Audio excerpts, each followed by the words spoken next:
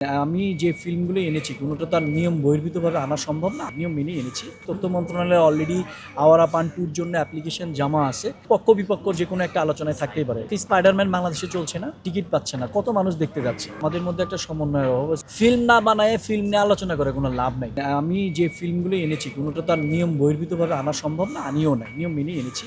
তো সেই জায়গা থেকে বলতে চাই আমরা নিয়মতান্ত্রিকভাবে এটার অ্যাপ্লিকেশন করেছি। তথ্য মন্ত্রণালয়ে অলরেডি আওয়ারা পান 2-র জন্য অ্যাপ্লিকেশন জমা আছে। তারা কি সিদ্ধান্ত নিবে সেই সিদ্ধান্তের উপর নির্ভর করছে যে আসলে ছবিগুলো কোন ডেটে রিলিজ হবে। আসলে দেখেন, এগুলো যারা বলে এগুলো বোকার স্বর্গে বসবাস করে। আমি আর তার চাইতে বড় কথা, আমি তাকেও ভুল বলবো না। পক্ষ বিপক্ষ যে কোনো একটা আলোচনায় থাকতেই পারে, তাই না? পক্ষ বিপক্ষ তো থাকবে। তো বিষয়টা হচ্ছে যে আপনি সব উদাহরণ, আজকে স্পাইডারম্যান বাংলাদেশে চলছে না, চলার পরে কি হচ্ছে, টিকিট পাচ্ছে না, কত মানুষ দেখতে যাচ্ছে। ফিল্ম তো এন্টারটেনমেন্ট ভাই, আমার টাকা দিয়ে আমি যেটা ইচ্ছা সেটা দেখবো। আপনি দেশি বলেন বিদেশি বলেন, এখানে তো কোনো বিষয় না। এখানে তার কেউ ওই হাতেম তাইয়ের মতো খুলে আমার টাকা দিয়ে আমি একটা ভালো কন্টেন্ট দেখবো। সেটা যে কোনো দেশীয় কন্টেন্ট ভালো হলে দেশীয় কন্টেন্ট দেখবে, বাইরের কন্টেন্ট ভালো ভাই, টাকাটার মালিক তো আমি, আপনি তো আমাকে চাপাই দিতে পারেন না যে আপনি এটা দেখতে হবে। ওটা হয় না কখন। আমি এটার জন্য একটাই বলি, সেটা হচ্ছে যে আমাদের মধ্যে একটা সমন্বয়ের অভাব আছে। আমাদের বেশি বেশি করে ভালো কন্টেন্ট বানাইতে হবে, বেশি বেশি করে ফিল্ম বানাইতে হবে। ফিল্ম না বানায় ফিল্ম নিয়ে আলোচনা করে কোনো লাভ নাই। কোনো সংগঠন, কোনো নির্বাচন, কোনো কিছুই লাভ হবে না যতক্ষণ পর্যন্ত আপনি ফিল্ম নিয়ে কাজ করবেন। ফিল্ম বাঁচাইতে হলে ফিল্ম নিয়ে কাজ করতে হবে।